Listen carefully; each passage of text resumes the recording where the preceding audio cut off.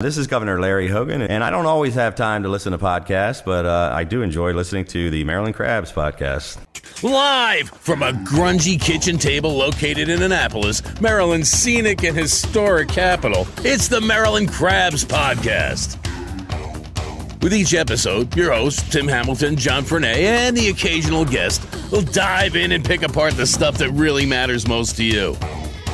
We're too lazy to actually solve any of these problems, but we can definitely stir the pot. From schools, politics, parking in the fire lane, to those horrible people who drive BMWs. And here with this week's episode, live from the kitchen table, Tim Hamilton and John Frenay. Welcome to the Maryland Crabs Eclipse Edition. What edition? Eclipse. Okay. That big thing that everyone's outside right now as we speak. I can't see anything. John looked right into the sun and started screaming. And I said, dude, be a professional. We got to record this now. So he's here with bandages over his eyes like it's Armageddon. We are here again at the Commons, which has actually very good view of the eclipse. And the building is seriously empty. As a matter of fact, I think about everyone's out front literally right now, and I'm thinking about going from office to office now, seeing if anyone left anything to eat. Three new MacBooks. Just kidding. You're gonna finish that Snickers. So I thought it was gonna be darker out. Yeah, I did too. But it's sort of like when in the 70s, when I remember the last one, it was sort of weak and unassuming and underwhelming. Yeah, but you were in your 40s at that point. It's Y2K all over again. Everybody hyped up about it. We actually went out because Ben, who has the Commons here, he gave us the glasses. And we went out, and it was really cool. Mm-hmm. And then people randomly were asking to use our glasses. And then after 5 minutes, I'm like, hey, you want to go back in? Because this is going a lot more slowly than I thought it was going to go. Interrupted slightly by a surfboard falling from the sky. This car hits a stoplight and hits the brakes, not even hard, and the surfboard goes flying off onto the middle of West Street. It just slides into the intersection. Surprised he didn't do any damage to his Range Rover. And everyone glanced at him briefly and then started staring at the sun again. It's like we're in New York City and no one cares. Just bizarre things in Annapolis. A lot of feedback from our restaurant podcast last week. I know. I went to some places and they said, "Yo, get out! No soup for you." I'm not eating for a while because I don't want any spit in my food. But actually, we weren't hard on anyone, really.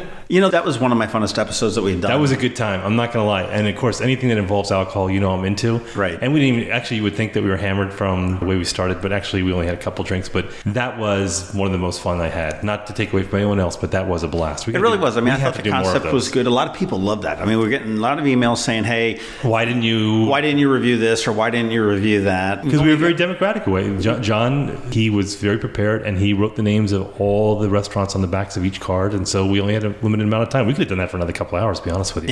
Yeah, we had a bunch of them there. So, but in order to be fair to people that are listening to this, if you've got a review of a restaurant and you want to be on the podcast, grab your iPhone, grab your Android, whatever it is, while you're there or whatever, record a quick review. Yeah. Tell us what you like about it, what you don't like about it. Yeah, keep it short, Hemingway. You don't have to go on and on. Send us an email to info@themarylandcrabs.com. You can email it to us, and we'll stitch them all together, and we'll do another podcast at some point when we get a bunch. Right, and we also had a great email from someone who said, I love the show, I listen all the time, and you're always waiting for the but. And her thing was, but you guys are kind of concentrating a lot on Annapolis right now. And I said, yeah, we are actually. And for those people who are outside of Annapolis, we're just all excited about the election, which is an off-year election, as it always is in small towns like this. So we're going to be concentrating on the election for the next few weeks. So we apologize to those who live outside the city. But we're going to try and ramp up some of the crab cakes to make it fair for people who aren't interested in our aldermanic or mayoral election. Yeah, on the technical end, I mean, there were a lot of things that we've learned over the past year. One of the big things that we've just recently done is how to master this telephone. Yeah, it's harder than you think. Calls, which is a lot more difficult without an echo and a delay and all that. And we finally figured out how to handle that. So look to have more coming from a statewide in 2017. And we need your suggestions too, because we are kind of Annapolis centric because we're here, even though we're part of the greater community. But if you have anyone who's interesting, any elected officials or any business owners, anyone who has a great story, like when we had Mr. Keys, who's the 95-year-old African-American World War II veteran, anyone that you have, if we can't come and see them, we'll have them phone in, but we need your suggestions. So if you have any suggestions and say, hey, you ought to check out this guy, we've had a few of those actually. Just what's got different parts of the state excited. Yeah, if you're in Cumberland, if you're in Salisbury, if you're in Baltimore, if you're in Waldorf, Bethesda, Rockville, any of those places, send us a suggestion. We're at info@themarylandcrabs.com, or you can hit us on our Facebook. We have a page and we have a group. Hit us there or send us a message. But we honestly want to hear from you. We've heard from a lot of people, and we've got a lot of great suggestions. And we'll get back to you. Some of them are on tap. Well, definitely. And I mean, if there's a crazy cool festival or just anything, really anything that's important to people in the state of Maryland, we want to get in on it. Plus, I travel and I can deduct it from my taxes, and that's what I was thinking about. We talked about the pizza cast. That would be kind of awesome because I am a pizza. I want to say aficionado, but that's not true. I'm a pizza snob, and I am firmly, as I said in the podcast, I don't believe there's much decent pizza here in Maryland. And I'm from Maryland, too. So it's not like I'm a New Yorker who's just shitting on the pizza in other states. I'm from Maryland. I'm frustrated by the pizza. And there was that list, I guess we talked about that last week, that was the top 10 best pizza places in Maryland. And everyone always, I was looking at the comments after that because they're always so predictable. Well, what about this? What about that? And I was like, what about Rusticanas? And what about La Piazza? I like that new one. Papa Jean's. Papa Domino. Let me give another shout out real quick to Kara McHenrick from Annapolis Fork. At the end of the podcast last week, she recommended a restaurant in town that I had not been to. I passed it a billion times. And so we went and had lunch before this podcast at Reuben's, which is on the corner of West and Southgate, maybe? Reuben. No. It's not even Reuben's, it's Reuben. I think there's a parenthesis. There's not. Because I thought I've got a picture. You got a picture of the two of us. We'll double check it. But outstanding sandwich. I had a roast beef sandwich. It was outstanding. It was much better than that other place. And I had really the Reuben. It's a greasy spoon. It's a dive, and it was awesome. It was white people, black people, business people, construction guys. It was sort of like El Corrido, my go-to place. They have the same sort of thing. But it was awesome. I loved it. And my meal was like $6. Yeah, it was $7 for a drink, bag of chips, and a very hearty sandwich. Yeah, go in there. So check them out. So, Kara, thanks for the suggestion. It was awesome. And I'm interested to try their breakfast. Yeah, it looked good. I'm not an early riser, though. Now, well, what we're doing now is we're going to be starting a series. It'll be a 4-week series because we're leading into the elections of Annapolis and Annapolis City Mayor. We've got a primary on September 19th. And we are going to be talking with Gavin Buckley first, then with Nevin Young, then with current Mayor Mike Pantelides, followed up finally with Senator John Astle, who are all running for mayor. And unlike the aldermanic candidates that we spoke with on the crab cakes, which if you're a voter in Annapolis, go back and listen to them. I think there was some good insight. We're not necessarily giving all of these people the same questions. We're going to dig into what makes them run, really where they see the future of Annapolis on an individual basis. We're getting a little more specific than we did in the Annapolis Forum because we had a limited amount of time. So when you can sit down and talk to the candidates individually, you can ask them more specific questions. We're not playing gotcha. We're not trying to. We're just trying to get to know the candidates a little better. We're trying to get more specific rather than the broad terms that really are thrown out there in the beginning of an election. I want to make the city more business friendly. I want to make, we want to say, well, how do you do that exactly? Right. And if you have any suggestions, definitely send them in to us too as well. Well thought out, reasoned questions or whatnot. You can email them to us at info@themarylandcrabs.com. We'll take a look at that and see if we can work them in to the episodes. But this is a very interesting election just because we've got so many different candidates. We've got Gavin, who is this idea guy. And businessman, well-known, well-beloved businessman. You've got Mayor Mike Pantelides, who came from virtually no experience, and he's a very fiscally conservative, and he's really become a very shrewd politician over his last 4 years. You've got Senator John Astle, who is in government and politics for 30 plus years. And then you've got Nevin Young, who has never been in politics again. He tends to be a little bit more aligned with, I would say, the liberal side than the conservative side. And this is just things that we want to get down to the bottom with in this whole series of things to find out what makes them tick, what makes them run, and help you decide what's the best choice for you to select for mayor for the next 4 years in the city of Annapolis. And I think what makes this election so interesting is we have so many different candidates that are running right now in the aldermanic race as well as the mayoral race. And you don't see that a lot in Annapolis. Usually we've had a few uncontested elections in some of the wards, and we don't have that right now. And, some of them have multiple candidates running. And I think that's awesome because, we will pick on Annapolis from time to time because it's like picking on your family. We both love living here. And you think that the problems that we have in Annapolis are unique to Annapolis when in fact they're not. Some of the problems that we face here, you're going to find it with any city of this size. When you talk about bureaucracy and red tape, and then you have to ask, well, is our bureaucracy and red tape any different, any better, any worse than another city like Frederick or Salisbury? And that's something that we're kind of exploring. So I don't think the fact that we have so many candidates is a reflection on the city's in dire straits. I mean, we have our issues, and we have some problems to face, but I think it's really encouraging that you have so many people who want to participate in the process. I really do. Because it's phenomenal. All the people, because I listened to, and if you haven't yet, again, go back and listen to at least your ward if you live in the city, and listen to your aldermanic candidates to find out where they stand on it. There are some fascinating candidates there. A matter of fact, there's very few, if any, that like I would listen and kind of roll my eyes and go, what the hell are they doing running? Well, there's actually some really fascinating I came out of that series of interviews, and for those that haven't listened, I did all 17 of them, but with a really newfound appreciation, insight to every single person that I spoke with. And it was very valuable to me as a voter. Obviously, I'm limited as who I can vote for because I only live in one ward.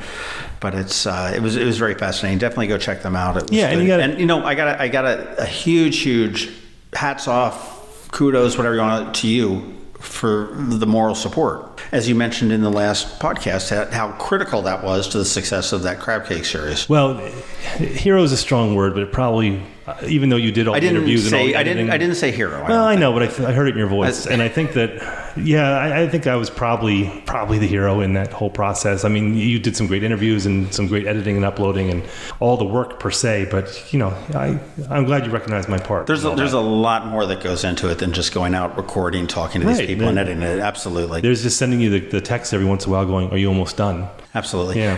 Well, I'll tell you what, let's pay some bills first, and then we'll throw a shrimp on the Barbie, and we'll have Gavin Buckley coming back for mayor. That was a horrible Australian accent. What? Nothing. Hey folks, this is Tim Hamilton, your favorite co-host of the Maryland Crabs podcast. Besides being hilarious and charming on this podcast every week, I'm also a marketing professional with clients all over the region. I buy advertising and media for my clients, including TV, cable, newspaper, magazine, Facebook, blah, blah, blah. And this may surprise you, but I still buy direct mail. I know it sounds very 1978, but to be completely honest, if you have a compelling message to convey, and you do it in a creative way, direct mail is dollar for dollar one of the best advertising channels out there, especially for small businesses who don't have much in the way of a marketing or advertising budget. And if I decide to use direct mail for a project, I call Posthaste Mailing in Annapolis. I've worked with Jack Ellis, the owner of Posthaste, for almost 15 years now on countless projects, and he is, in all honesty, my number one most trusted vendor. In fact, whenever I find myself in a crisis, a sales slump, an event that looked like it was going to fall on its face, a new product launch that was pushed up a few weeks, my very first phone call is always to Jack. He always gives me the answer I need. Maybe not the answer that I want, but one that gets me out of that particular jam. I'm not kidding. He has saved my job on more than one occasion. Seriously. So what does Posthaste Mailing do? Well, they do mailings, duh. That's in the name after all. But it's Jack's decades of experience that gives you the best bang for your marketing buck. Do you want to micro-target certain customers or neighborhoods or businesses? Jack can pull a list for you that makes sure that your mailing gets into the hands of your target demographic without the advertising waste that you get with other media. That means that if you have a small budget, you can still get the results you need. And if you need printing done, Posthaste Mailing can do that too. Postcards of any size, pamphlets, variable data printing, cut sheet laser printing, and a bunch of other printing terms that I don't understand. But Jack understands them, and he knows what's best for my business and how I can get the best bang for my buck. So if you're a business owner and you've never considered direct mail, give Jack at Posthaste Mailing a call to see what he can do for you. I promise you that you will be surprised at the options you didn't know were available to your business. Who knows? Maybe someday Jack can save your job too. And we are here with mayoral candidate Gavin Buckley. How are you today? Great, thank you. Our first victim. First victim. That's right. We're going to do 4 of these. We've got 3 other candidates already on the books. We are going to be speaking with Nevin Young, Mike Panelides, and John Astle in the coming weeks. You'll see them go succeeding weeks leading up into the primary, so you can get a little bit more information on the mayoral candidates and who you will be supporting come September 19th. I got that date right? That's right. 19th? Not the 17th, the 19th. So don't screw that up. And we did do the mayoral forum before, which just sort of addressed in general terms. And we wanted to get a little bit specific. We've got some more time to talk about some of your ideas and some of the thoughts on how, as mayor, you see the city going forward, how you feel you can run it, and go from there. You game? I'm ready. What kind of tree would you be? Oh, that's funny. Okay, let's say that you're successful. What's your first thing you do, day one? Mike hands you the keys and says, okay, Gavin, good job and good luck. Well, we're going to strike that peace treaty with Eastport. That's pretty important for me. We can't go on like this anymore. So, no. Of course. Not that Eastport would want that peace treaty. I think that, economic vitality is the key for the city. And so I think we have to start to realize that jobs solve lots of problems. How do you do that on the first day? That's a tough calling for anybody on their first day. So you walk in, you sit down with HR, you fill out your paperwork, they give you the keys to the office, you learn your extension to your phone, and then what's the first thing you do? Murals on City Hall? Yeah. So, this is going to be my first time in this. So, my main thing is to have, experienced people around me, make sure that we get people in positions that know a lot. And I talk about having the ability to try to reach out to, get a second tier or third tier expert out of Charleston or Austin or Boulder or some of these towns, some of these cachet towns around the country that we think are important, that we think are, comparable to Annapolis. So that's not something you can do on your first day, but that's definitely what I'm going to do. I think morale has been a big issue in the city. So we need to get the team together in the city and get some of their ideas on how they think we can move the town forward and whether they're ready to do that. Well, you talked about, assembling the team and whatnot. As we look at the team that is assembled, some of which has been in City Hall, and primarily, I guess we'll talk like department directors. Some have been there forever and ever and are doing a wonderful job. Some have been there not so long and they're doing a wonderful job, and anywhere in between. Is there any changes that you see now leading into the election as far as changes that you see are needed to be made? I mean, I don't really have anybody particularly in my sights in terms of that, but I really need, to learn from those guys that are in their positions about what we can do. There's plenty of people that are doing their jobs right now.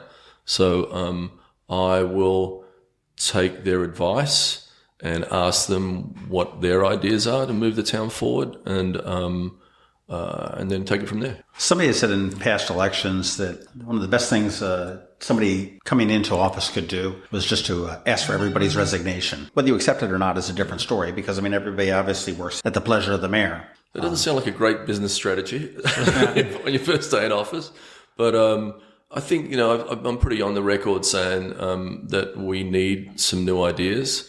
And some of the people that are, sort of intransigence, or some people that are just that seem to just be waiting out their time. I think we've got to ask those the questions. Are you really here for the city, or are you just here waiting, for your pension? Do you see the structure of the city, which the biggest complaints that we've heard have been both private citizens and businesses who have to deal with city agencies, and it's the inefficiency. Now, of course, this is probably a complaint that you're going to have in most cities, where things aren't going to move as fast as people want. But do you think that there is something structurally that can be done within city government to make things move faster and more efficiently? I think that, everybody thinks that the permitting process is broken, right? So I think we have to take a really long, hard look at that. And people have to be accountable. We have to say, you can't, maybe we've not empowered our city officials to make decisions because they're terrified of things being politicized.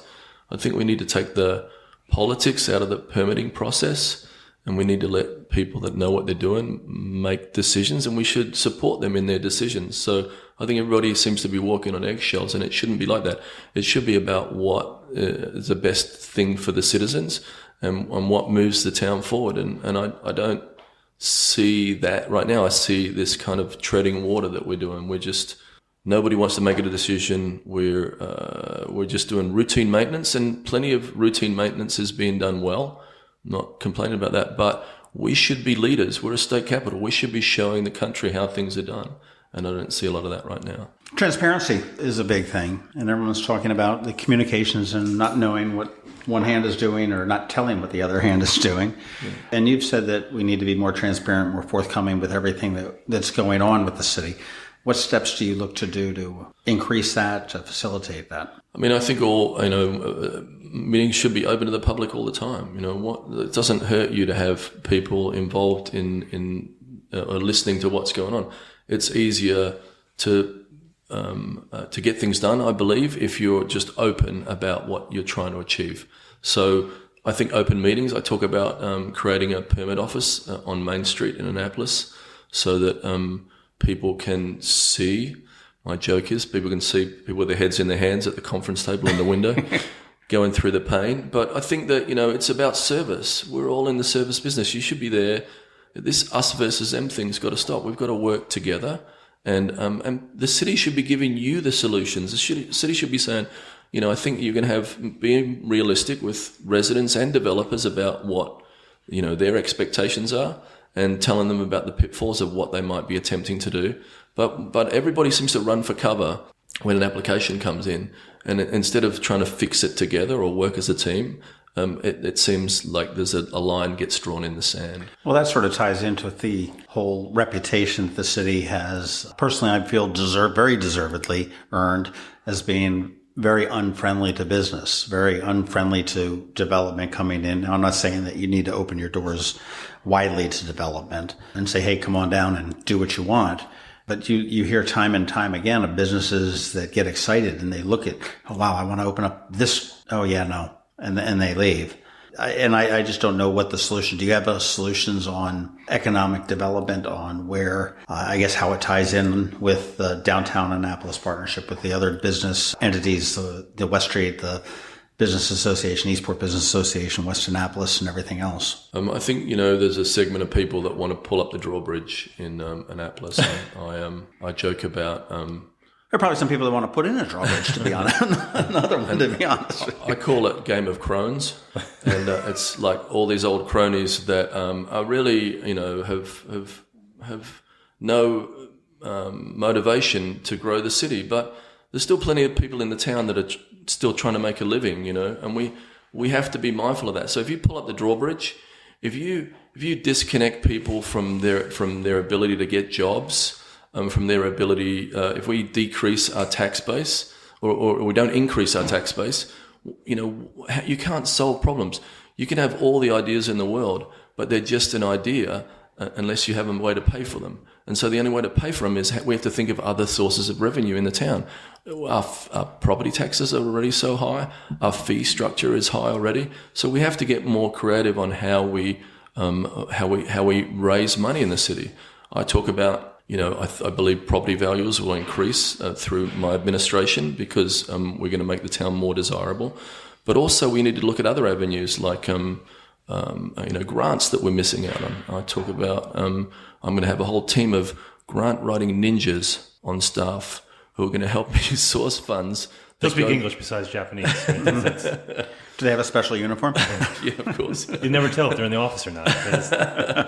But so the money, it's going to be an aggressive approach on grants? Yeah, I think you need to there's a lot of money that we miss out on. We shouldn't, this town should be, front and center in that sort of stuff because it's obviously because of its history. We will be eligible for a lot of things, obviously because of its, connection to the academy. We've got one of the oldest colleges in the country at St. John's. There's tons of missed opportunity here, that I think that we could find money in those ways. Then we need to find private-public partners to get things done. So you find private-public partners, and some of those private-public partners are obviously developers. But, the right development, thoughtful development can solve problems. It can solve problems like stormwater runoff, different things like that are important that we might not have the funds to achieve, but you could mitigate a percentage of it by putting that on the developer. At that point where the developer is asking the city to do things, we could ask things of the developer. And that's the hottest point of contention right now is not just right now, but you would arguably say that the last election was decided by Crystal Spring and Compromise Street. That left the election where it was at the end of it because those were two hot button items, and that is development and trying to balance the needs of the city for revenue base and then the desires of the residents to keep it as is. I think what does Eastport said, we like it this way. But is that reasonable to say we have to keep it this way? I'm just using Eastport as an example because Crystal Springs not going away or Providence Point. The development in Eastport is still hotly contested, and these projects are going to keep popping up. How do you balance the needs of the city for revenue, the rights of property owners, the concerns of the citizens, and the concerns of the environmentalists? So I'm running on it as a quality of life candidate. I mean, we all live here for a certain lifestyle. But I believe you, as a mayor, you can be intimately involved with every development that comes across the table. There are not a million developments happening in this town, right? But what's happening to us is we're getting hammered on our periphery with development, and that's what's causing the problem. I mean, there's been demographic shifts that have happened in this city. People that live on peninsulas, kids are growing up. Their kids are getting cars. So instead of being one car in the driveway, there's 3. Sometimes there's 4. But we're complaining about traffic, but we're not investing in infrastructure. We're not investing in public transport, and we're not reconditioning ourselves to get out of our cars. You know, my thing is making the town more walkable, having bike paths that extend to the whole periphery of the city and that get you to the mall and that get you to the Parole Town Centre. Things that reduce traffic and reduce the need to burn more fossil fuel, all those sorts of things. That has to be. And when you do those things right in your town, people want to come to your town because they think they're doing something good for the environment, you know. So I you know, pushing, you know, this is just general talk, but pushing initiatives like that is going to be pretty important for me, you know. So if you're looking at the way the wards are spread out, when you talk about Annapolis business or Annapolis residents, automatically everyone's minds goes to downtown. When you're talking about businesses, they're not talking about Forest Drive or Chinkapin or Outer West Street. And the same for residences. If you're talking about the residents of Annapolis, you're talking about Ward 1, even Eastport, and the other outer wards, so to speak. They have needs that maybe have not been addressed as much as they would like. I mean, I've always said that the time and energy that council spends on issues to downtown is astronomical when compared to the needs of other wards.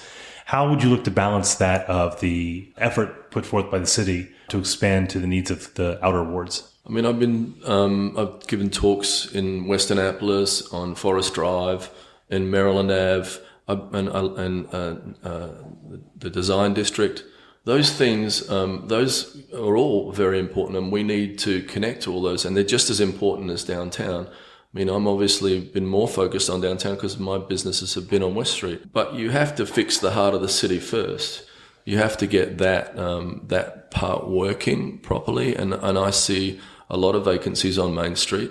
And I feel like we're not doing enough to make this town relevant to people, and a lot of we need younger businesses. I think we need that to encourage that. I say this: we have a lot of creative kids. You know, I'm getting a bit older, you know, and my kids are growing up, and I watch my friends' kids grow up, but they leave town because there's nothing for them to do in this town. We need them to want to stay here. We need them to want to start businesses. We need them to want to affect the agenda. I think that's important. You need that vitality. And the cities that I always mention, the Austins, the Boulders, the Charlestons, the Burlingtons, the Asheville's, they have that energy in the town, and they have far superior retail than what we have. You know, thinking back to John Lennon's song "Imagine," it says, "You know, they say I'm a dreamer, but I'm not the only one." I think I got the right song. That's poetic. You're deep. You are the anti-candidate. You're the idea guy. You're the guy that comes up with the ideas, the guy that executes them, watch them succeed wildly or fail miserably. And you've not been afraid to do that. You look at I think your first year of the Fringe Festival was kind of a dicey thing. I love that one. That sword swallow was amazing. Yeah. You know, and he's back now, isn't he? The naked girl in the window with the food. I'm all about it. Actually, there were naked people in the basement of the building where we are right now. Right. It was we're at the Commons. It was called the Livery at the time. But do you feel honestly that you're, and I don't mean to sound confrontational, but as the dreamer, as the guy that comes up with hey, let's do something stupid like string lights across West Street and have everybody eat in the street to run a city. I mean, are you aware of what needs to be done to run the city, and do you feel that you're capable to do the execution part of the day to day? I think because I'm a business owner, because you know I come from that background, because there's a difference between being on a payroll and having to make a payroll. If you've had to make payroll, you understand a lot of different levels of things. So, you know, I'm not saying I'm an expert. I'm not saying that I'm not going to be learning a lot on the job, but I'm a learner and I'm a solutions guy. So I'll find solutions to make things happen. I won't put ideas out there unless I've got a way to get them paid for. They won't just be, you know, pie in the sky ideas. Lots of the things I talk about, you know, I have ideas on how we're going to fund them. Like I said, I'm a guy that can get things done. I see I look around at mayors in the country, like Joe Riley from Charleston, or even closer by Ron Young from Frederick. And those guys were dreamers too.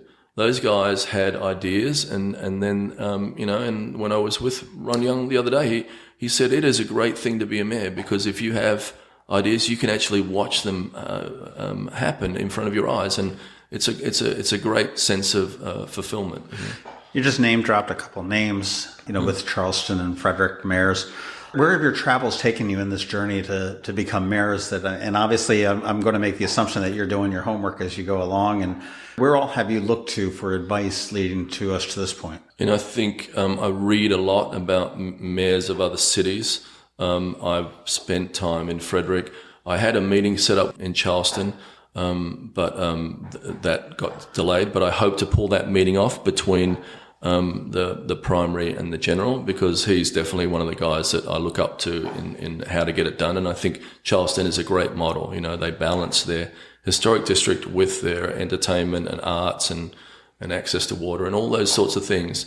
And their caliber of food, their caliber of art, all those things that define that town. People say that all the time. Why can't we do things like that in Annapolis? We can't do them unless it comes from the top, unless it's through leadership, through people that care about things like that, through people that have a passion for that. We definitely have a passion for that sort of stuff. We have a passion for cultural growth on our team, and I think that that's important. Well, every city is different. Charleston is not Annapolis, is not Frederick, is not Austin, is not anything. What city do you see across the country in your background in investigations and everything else that Annapolis should look up to? I want one. Yeah, I don't want bits and pieces of things. Is there one? Charleston would be the one we have to look up to. Right? And they had a hurricane that took them out and gave them a clean slate to start with too, which is... Yep, definitely, yeah. We don't want that though. There was a consultant that came in here a couple of years ago and said basically the best thing in the world was when the hurricane came up, because it forced the historic commissions. It forced all of these. We need to really push the reset button and see. Can we use plastic mullions on a window? Can we use a fiberglass column in a porch? Do we need to jack up for sea level rise or whatever it is? So I want to know about we're talking about balancing the needs of the city, balancing the character of the city. I think when you're mayor, there's a balancing act for everything. You're balancing the needs of the ward, you're balancing the needs of the businesses and the residents, et cetera. Another hotly contested concept over the last couple of years has been the power of the Historic Preservation Society, of which you're intimately aware. Putting aside your issues with them right now, there's a lot of residents that do have issues with that, and other issues who say, well, they perform a very important job in preserving the concept of what we want for the city. It's one that I've argued is not as genuine as we would like to think. I think we've created this image of Annapolis that we want, and this is the commission that preserves that. Do you think that they have too much power? Do you think that they go too far? Do you think that it has to be reined back? I mean, the mural is a case where we decided, we had one disagreement with the city. I'm a preservationist. That's what makes Annapolis special, its scale and its fabric. I believe in that 100%. I would never disband the Historic Preservation Commission. But what we saw happening with the mural, and with the mural, we believed we were fully in our rights to do what we did, because on the code it says that they do not have jurisdiction over paint or paint color. So we followed that literally. We painted the building. Now people will say, oh, you did it to beg forgiveness. No, we didn't. We did it because we thought we had a right to do it, and we saw it as an opportunity to get some public art out there. We're big believers in public art. But I think that, we did not want the Historic Preservation Commission to be in charge of artistic content. So this is what could potentially happen. It means that, an arborist and an architect and a lawyer or whoever's on the commission at the time, they're going to be the ones that choose what's good and what's bad in art. And so we're not saying we wouldn't go before the city if there was an art in public places committee but that committee wasn't even consulted. It was purely the Historic Preservation Commission who felt that we did something against them. It was no conspiracy. It happened in 5 days, and it wasn't hidden. 7,000 people watched that mural get painted. So it was kind of hard to hide that one. The HPC also has little bit of history of overreach as well with what was tried to be passed last year about being able to gain access to the interiors of buildings and to be able to see whether they're complying with, which was sent back to committee for further review. Personally, I don't think that your position was unwarranted by any means. So Annapolis is a conservative town, and I don't mean politically. I mean in the literal sense of the word, is that for better or for worse, Annapolitans like to conserve what they have here. The city does not take change well at all. And you represent a lot of change because you have a lot of creative ideas that fall outside of what maybe Ward 1 would want because they're particularly persnickety when it comes to, say, liquor licenses or anything that disrupts their quality of life. How do you sell a lot of your creative ideas to especially neighborhoods that are resistant to any kind of change? I believe I have a lot of support in Ward 1. Ward 1 is, not just a couple of streets. It's a pretty big area. But I think the people I'm up against think that we can only be singular. We can only be a sailing town, or we can only be a colonial town. And I believe we can be a lot of things at one time. So that can be, the things that we're doing on West Street as well as those things. And so, and those things that make us unique, I will make better. We don't have a trace of an oysterman downtown. Why is that? Why don't we have a trace of a crabber downtown? We're supposed to be famous for that. People don't really go downtowns for crabs or oysters, do they? Generally, maybe McGarvey's. I think they do a good job on that. Right. But I don't think it's a thing that we think about enough. So I feel like there's not enough soul down there in terms of that. I say this, New England towns celebrate their lobstermen. You can feel it in the fabric of the town. We have taken that away. We're just kind of a parking lot. I'm not sure what for, but we're not striving to be beautiful. And so people that think they disagree with me, I'm sure if I sit down and have a cup of coffee with them, that we'd find that we have so much more in common than we have that sets us apart. I remember the last waterman's boat disappeared about 15 years ago. I think it was occupied the spot, the slip where Stanley Norman is. Right. Yeah. So, and to your point, yeah, I've never seen a work boat in the harbor at all. And I think what you just said about the city lost its soul. What's interesting is how do you balance that tourist town with resident town? It seems to be very difficult. And the Market House is a perfect example of that because does that serve the tourists? Does it serve the residents? Can it serve everybody? Can the city do that? We are unique, and every city thinks they are, but we are unique in a lot of ways. We are a tourist town. We're a government town. We're a historical town. We're more ethnically diverse than probably most cities are along the East Coast with, a third white, third black, third Latino. That's where it gets really interesting. So there are a lot of complex nuances in this town that most other towns don't have to deal with. Certainly you're not going to find that in Newport. You're not going to find that in Frederick. So it's a very difficult and tenuous position to be mayor, and you have to be everything to everyone, and that's almost impossible. Yeah, we have to create a downtown where everybody feels welcome, and a lot of people in the community will say, I don't feel like it's my downtown. So I think, we're not doing enough to be diverse in the heart of the city. We're not doing enough to get families downtown. We can't just be bars and t-shirt shops. I've got a lot of respect for all the other retail that we have because it's a lot of work. But I think that if you make a downtown that's relevant to locals, and you're local, if you live in Crownsville or Arnold or, wherever, it should still be your downtown. It should be exciting enough for you to want to come downtown. We should also be getting a lot of people we should be the best side trip you can do from Washington, D.C. People should want to come to Annapolis from Washington, D.C. and eat. And like I say, they should want to come and get on a paddle board. They should want to paddle up to Pusses and have a drink. That should be a good thing to do. We should be encouraging activities on Spa Creek because that's our gem. That's this thing we should be fighting for it environmentally. But again, when you say something like that, then you've got as you mentioned, the game of Crohn's. But you've got that whole contingency of people, as Tim mentioned, that don't want to see any kind of a change. And I remember not too long ago, there was a woman that was complaining about the horrible noise that the paddleboarders made. And spoiled her view of the creek. And spoiling the view on Spa Creek, and how it's such a beautiful natural resource that we have, perhaps a little bit more naturally beautiful than before she built the huge house that she has and disrupted all of the shoreline. But that's a real tough nut to crack. That lady is a friend of mine, so hopefully she's still a friend. Moving right along. She just had a big fundraiser for all the environmental candidates, and so you think that there's nothing. It doesn't get any more environmental than paddling, So I'm talking about a downtown, a city where pedestrians are first, cyclists are second, and cars are third. I also think that on the water, swimmers first, paddlers second, sailboats after that, and powerboats after that. So it's a 6 mile an hour zone. We can control it.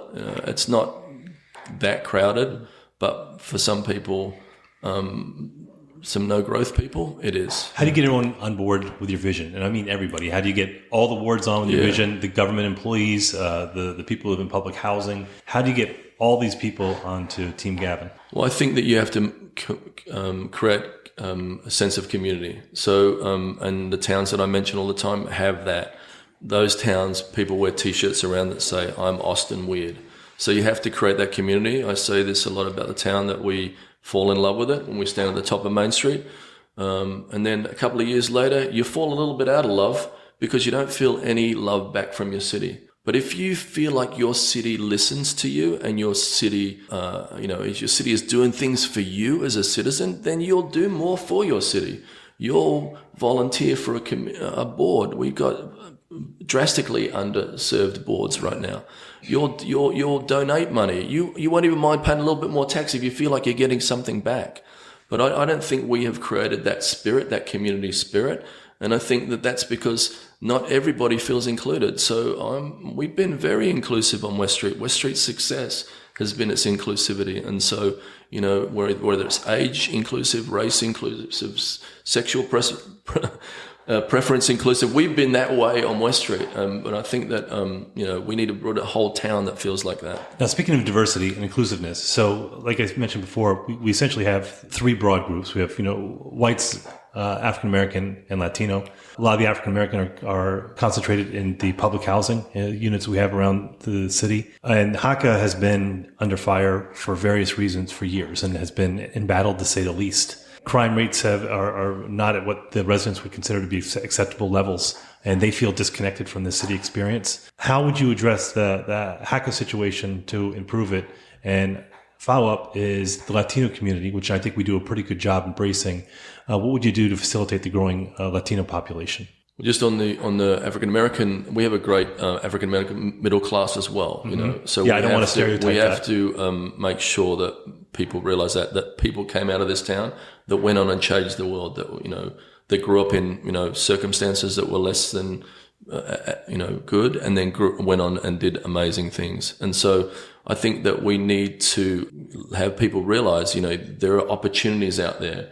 And so I think that's what just happened to the Democrat Party in the last election, is that as Democrats, we didn't get the message. People don't want pity. They want hope. They want ideals, and they want jobs, So you've got to actually, the best solution to crime is employment. If people can have work, if you create work in the town, then that gets them out of the cycle. So in public housing, my mum lives in public housing in Australia. You can get it right, And to think that, you're going to get some old age pensioner and you're going to be able to retrain her at 70 and she's going to go on and find a new career. It's not realistic. And what's not realistic is, when we don't invest in the public housing in the city, you see crime happen, and then people scratch their head and say, why is there a problem here? Well, the people that live there think no one cares about them. And so, so they may not be wrong. And maybe that's right. But I look at Bloomsbury Square and I look at Annapolis Gardens as good models on how to get things turned around. So finding those right private-public partnerships is essential. It should be our number one priority now. I just did a trip to Baltimore to a place called Uplands, and it was 100 acres of blighted public housing, and they knocked it all down, and then they found a private-public partner to rebuild it. And in that development, there is Section 8 housing, and there is housing for that you can acquire, and there's training for people, mortgage training for people, and they have a 1% dropout rate in this development. And so, 3 levels of acquisition, you can buy houses at reasonable rates. We have great real estate, the public houses in, but we have to win the trust of the people that live there. And what's great about the Uplands development is, people have a path to home ownership, and after 10 years, they can buy these units at a reduced rate, but after 10 years, they can put them back on the market at a market rate. And so what happens with that development is everybody that lives there makes sure that everybody else takes care of it, because their asset is one of the things that's being devalued.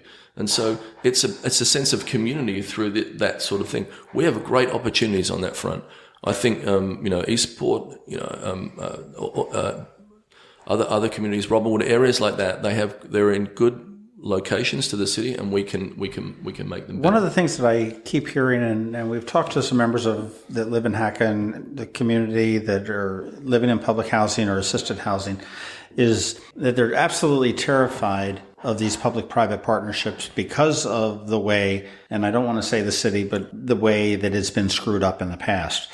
There's a huge fear on Eastport Terrace and Harbor House that if you get a private developer in there to own the buildings while Hacka retains ownership of the land, that at some point they're going to turn around and say, this would probably be a little bit better because it's got a nice view of Spa Creek if we knock down this and this and that. How do you assure these people that that's not going to happen? Because, there's a real strong resistance on that. You have to prove it to them. You have to prove it to people that this is what we're going to do. These are the terms of the lease. This is the way it will end up in 10 years and 20 years and 30 years. I know people, a lot of people would like all the public housing to go away in Annapolis. I don't think that's right. I think that we need moderately priced housing in the city. We need, people that work in those places. If you go into Bywater, 75% of the people there have been working their jobs, for a long, long time. It's not like everybody that lives in public housing is a welfare mum or the other stereotypes. Sure. It's like there's a lot of people, but when you work an average job, a $30,000 or $40,000 a year job, most of the mortgages are unaffordable in this town. So I think that we can also put pressure on developers to bring in mixed income housing to the town, because I don't want a town that's full of $1 million houses. I want a town where a doctor, or a nurse or a fireman or a policeman can actually afford to live in the community that they serve. And so we should be making sure that we regulate that in ways. And I think you can. You can incentivize development that way. You talk about jobs and how important they are, and you mentioned that the greatest deterrent to crime is full employment. Looking at some of these kids that are in public housing, that are in challenged situations, what do you see the city's role, and how do you look to help these kids realize that we don't need to go into heroin? And as an aside, I had a conversation with an existing alderman about the whole drug trade and how drug dealers are now assuming the roles of mentors and, if you will, parents in some communities to young kids who then, they'll buy them candy and they'll buy them movies and whatnot. And then the kids will feel obligated to, run a drug deal for them. And then they look up to these guys with all the money, and that's how it perpetuates. But how do you get to the children of Annapolis to let them know, the ones that are in disadvantaged situations, there's something more than living here? Robert Eads talks a lot about lack of recreation for some kids. Yeah, you look at guys like Robert Eads and Curtis Spencer and that. Back in the day, they were the dealers, and now they're community activists, and now they're helping. Yeah, they kids. were badasses. So they've moved on. But the problem is, how many people survive the game? So so many people are, don't survive. So my kids go to public school, right? So I can see, as my kids get older, you can see kids that they hang out with can go different directions. And so I think that what we have to do is we have to keep our kids occupied. We have to not defund the community centers that are in the thing, but we should redesign the community centers. Those community centers should have things that are relevant to kids. They should have sound studios, or they should have apprenticeship programs or job training things. So that, I'm a big believer in that sort of stuff, because we don't have, not everyone's going to go to college. So putting that pressure on people is setting yourself up for failure. But teach people skills, because we're all hurting for employees. In the trades that I use in business, in restaurant businesses, we need people. And so, but they don't have to come to you with a college degree, but come to you with training is important. We touched a little bit before on the Latino population, which is booming in Annapolis. I think by some estimates we're between 19 and probably 24%, depending on how many are legal and how many are not. But that number still exists. They're in the schools, and they're now buying businesses. and homes. So you're seeing, especially on Forest Drive, an explosion of Hispanic-owned businesses. And for a while there, we had a Hispanic liaison. I think we're looking for another one right now for the city. But do you think the city's doing enough for the burgeoning Latino community that just sprang up over the last 10 years? Yeah, we better get ready for that, So I'm an immigrant with an Australian accent. So, and I got my amnesty under Reagan. Can I see your green card? It's just one of those Bertha things. Yeah. So but that was the last president that tackled immigration reform, And so, lots of the kids of people that have come here, illegally, are coming of age now, are coming of voting age. And I'm sure that for those parents, that must be the proudest moment in their life when their kid can vote or when their kid can go to college, all those sorts of things. So that demographic shift is happening. We better be prepared for that demographic shift. But I do wish that we, on a bigger picture, would consider some immigration reform, because if people could come out of the shadows, they would buy houses. They would not send their money to another country. They would keep their money in the economy. And I think the demographic is, good, well-behaved citizens. But we need to make sure that we're looking out for their kids, because the parents are working so hard that they're not around for the kids as much as they should be. So I'm all about how we take care of young people, because that is the future. That's the future, that's what could cause us problems, or that's what could assure us success. Last question. I want to take this one. There's several capital projects that have been identified. There's probably several capital projects that you have in mind. I know you mentioned that big Ferris wheel with the at&nbsp brand down the city. But looking at the capital projects, and the ones that we know about and the ones that you perhaps have in your mind, what are they, and how would you rank them as far as how we need to tackle them? What do we need to hit first? I mean, the biggest one obviously is tidal rise, and how we're going to deal with that. So I believe that we should initiate a worldwide contest on how to solve our problem in Annapolis. I don't think, I think that some of the measures that we're talking about now, and I'm not an expert on this, obviously I'm going to learn a lot more about this, but I think that some of those solutions will only last for a short term, and I think that we have such a big area to cover as far as how much sea level kind of property that we have, that I think that this needs some really big thinking. So I think that you could initiate a world-class competition to come up with a solution for how we save one of the most important historic cities in the country. I think so. That's obviously number one. On my little projects there, I believe we can get open space funds to make things like bike paths and running paths happen. I think that we need more public space, good community space. So I have various ideas on that front. But in general, in general, I'll sort of, as they come across the desk, we'll be ready for them, Why are you running for mayor? Last question. You lied. I know. So I'm not running because I need a job, and I'm not running because I have other political aspirations. Restaurant's doing okay? You're in restaurant business. Come on. You need... I'm running because I believe I can bring some change to the town. So, and that's a dangerous thing to do in this town, where everybody is no change. But I think not everybody is like that. I think that we think that it's no change, but I actually believe if you build it, people will come, that whole Field of Dreams thing.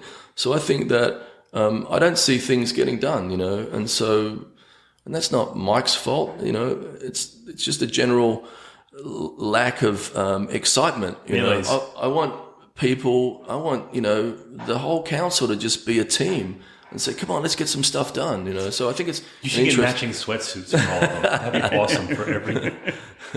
All right, I keep lying again, but when did you wake up in the morning and say, I think I want to do this? I think, How long have you been running for mayor in your head? I think I never really... I'd say Mike was an inspiration because he hadn't been a councillor before. And that would be Australian for politician. No, he upended the election. No, he had no really experience. Did. Yeah, but he took apart the political machine that existed for a long time. Not to take away from anyone who had it before, but Mike was a disruptor. You got to give credit for that. Yeah, and so he had not been a counsellor. He hadn't, had a lot of experience in that sort of stuff. So I thought, if he can do it, I could probably give it a go, And he's learned a lot on the job, I believe, and I believe I can learn a lot on the job. But I think that I've probably seen a lot more, a bit more experience than him. So I think that I've been to a lot more places that I can bring things back to this city that we need. All right. Well, I think that's it. First of all, thank you for being our first mayoral candidate coming in. And also thank you for being our most popular guest, since so much you've been here, 3 times? This is your 3rd appearance. So you... 4th if you want to count the forum. Yeah. So you've been the most frequent guest on our podcast so far. Is it like Saturday Night Live? Do I get the 5 times? No, shit? That is 5. You get the 5. When you come on the 5th, we'll give you the jacket. I'm excited about the 5th one. Right. So, well, that means that's right. You get a gift certificate. And you get to come up with a handshake. That's your deal. You're the one who comes up with that. But this has been awesome, and thank you for coming in. We appreciate it. No, thank you so much for having me. It's always fun. Thank you. And that was Mr. Gavin Buckley, candidate for mayor. It was. And we had his little cohort, Brian Callahan, sitting in the back of the room, too. Yeah. So at one point, Gavin's rocking on his chair a little bit, and it's squeaking. Not his fault. And I get to see... Yes, it was. I get to see Brian just finally snap and just reach over and hold him steady. He was. I do that with my kids. He was just preventing you. You looked like you were going to... I was looking around trying to figure out what that little squeak was or the little tap was. It was kind of interesting. He's always a lot of fun. I will say that about Gavin. And a lot of it's the accent, let's be fair. Everyone's kind of charmed by it. But he's got a lot of great ideas.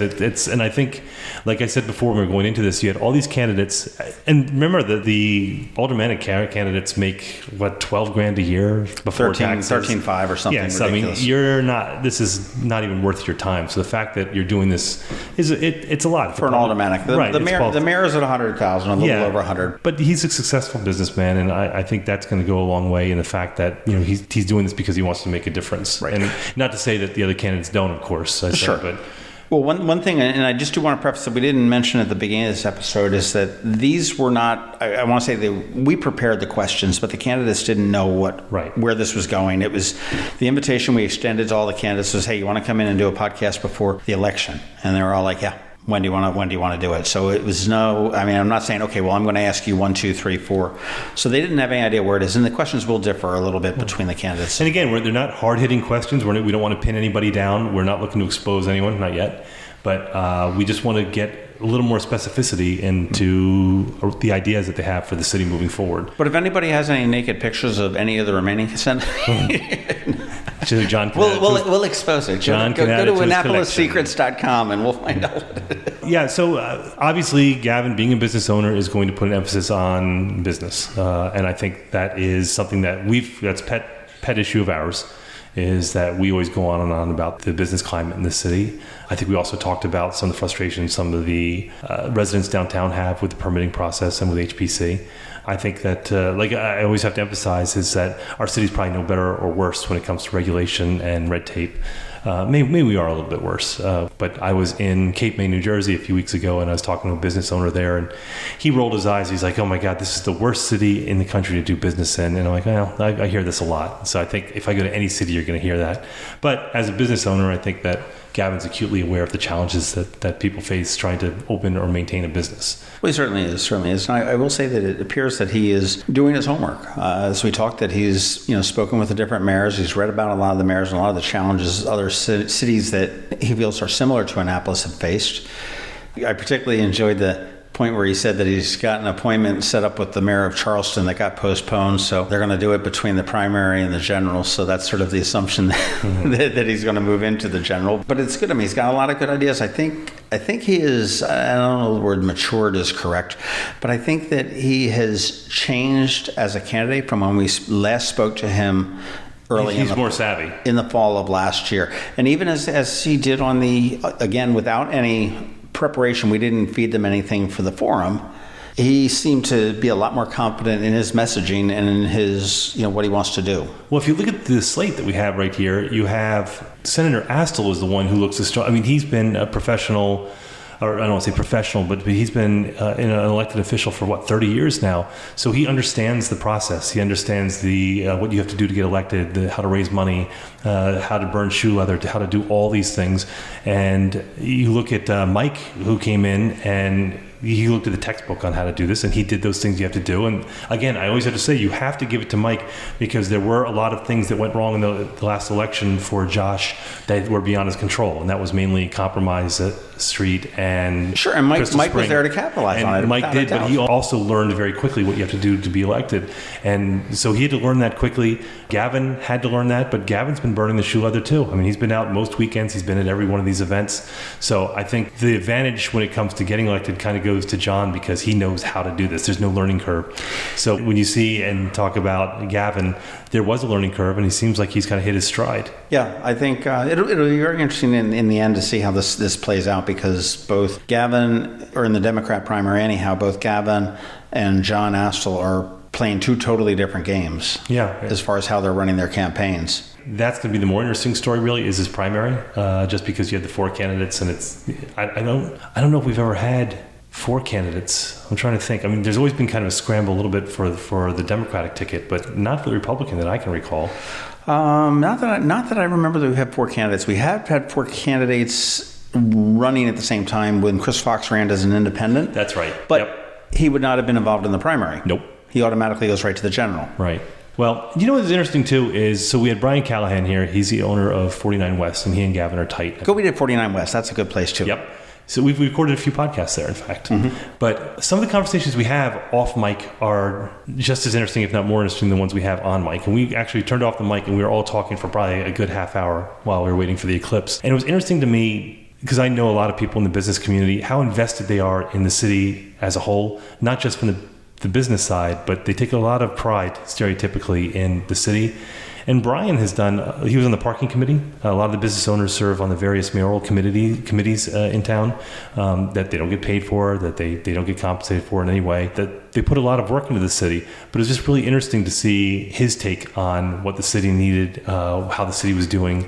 He's been here since 1991, just the challenges it faces. But it's always interesting to see business communities' take on that, because they're downtown all day, and this is how they make their living, is in this town. So they know the ebb and the flow. I'm very vested in it. It's really interesting talking to these guys, but they're coming at it from a very different perspective than I think you would see Senator Astle or Mayor Panelides or Mr. Young. They're coming from a very different direction. Not to say that the other three directions aren't equally as valid. Senator Astle has got deep roots in the city. He's very well liked, mm-hmm. as does Mayor Panelides. He's got deep roots here. His family is one of the premier families that goes back for years and years, and he's been mayor for 4 years. And I think what makes this interesting is you can have four very different strategies to winning this election. They're all very different. And we'll figure it out on September 19th. I'll tell you, and also if you haven't had the chance, go back and look through past episodes. We were talking again off mic that Gavin gets a jacket or something, because this is his fourth appearance, if you will, including on the mayoral forum, including the mayoral forum. But I wanted to say, just so you get a full picture of you can of the candidates, because it's so very important that you know who you're voting for. Go back and give a listen to the 2 episodes we did with Gavin. Certainly, we did 2 episodes with Mike Panelides, mm-hmm. the mayoral forum that we had. We've had Senator Astle on once before. We've had Nevin Young on once before as well. So go back and listen to those, as well as the ones that we're doing right now, before you get out to the polls. Yeah, and again, listen to the aldermanic episodes, because you have to be well informed. I mean, I think we've learned that now. That you have to be well informed as a voter, and we have some very specific issues to Annapolis that generally, we're such a small town, it affects all of us, really. And by all of us, I mean you guys who pay taxes here. I'm just an interloper. Yep. The other interviews that we had with the candidates were more broad-based, and these are going to be more specific. And then we're also working on the mayoral debate after the primary. We're going to try and get something together the same way that we did for the mayoral forum back on June 28th at Ram's Head. So John is working. He's kind of the details guy, so he's working on the details, and we're going to come up with questions. So it's going to be similar in the format, but the questions are going to be much more specific, because we're going to have more time. And there's going to be rebuttals. It's going to be more of a typical debate. And we should have a date, hopefully, within the upcoming weeks to be able to tell what it is. And we've got to figure out the ticketing and some other things, but we'll be able to figure it out. We plan to have it also at the Ram's Head on stage, which was a fantastic venue. That was a lot of fun. They were great to us, too. Yeah, it was great. So tune in. Thank you for listening, but tune in next week and you will hear, who are we going to hear? Mayoral candidate Nevin Young. Nevin Young is next week, right? Right, and then Mayor Mike Panelides the following week, and then Senator John Astle. Right, and then for everyone else in Maryland, that's when we're going to start spreading out again. So bear with us for our Annapolis-centric views for the last few weeks. We had to do it. All right, so in the meantime, of course, you can find us on Facebook. We have a page and we have a group. You can find us on Twitter, which is my favorite place. It's at MD Krabs Podcast. You can find John at Annapolis, and I am at Tim Hamilton 47. You can friend both of us on Facebook. I really don't differentiate between who friends me or doesn't. I don't discriminate. And the reviews over on Apple Podcasts are getting lonely, so leave a review, leave a rating. Yep, those are important for the metrics. Those are important for the way that they post those episodes to make it easier for people to find them. So if you could rate us in a review, that'd be fantastic. A positive review would be even more fantastic. But be sure to subscribe. Again, so if you're listening to us on YouTube right now, that's great. Or you're listening to us on Facebook by clicking on the icon, that's great. But we really need you to subscribe. That's right. You finally got off your ass and did Facebook, didn't you? No, well, YouTube, you mean? Yeah, that's what I meant. Right. That's what I meant. YouTube. Yep, I think I did it while drinking one night. But you have to subscribe because, again, once you subscribe to the podcast, whenever we have any new content, we have the crab cakes coming out along with our regular episodes. They're delivered automatically to your device wherever you listen to it, and you don't have to worry about it, and you don't have to worry about missing anything. So you can also, if you have any information that you want to share with us as far as people we should talk to, or you have any questions or criticisms, we're at info@themarylandcrabs.com, and of course our website is themarylandcrabs.com. And we're not doing Instagram yet because that's a pain in the ass. So that's about it for this week. That's it. So we'll see you next week with Mr. Nevin Young. This has been the Maryland Crabs Podcast with Tim Hamilton and John Fernay. Sure to follow them in all the regular places, Facebook, Twitter, YouTube, and online at themarylandcrabs.com. Take a moment to rate us on iTunes. Now, get the hell out of my kitchen. Seriously, go! You still here? It's over. Go home.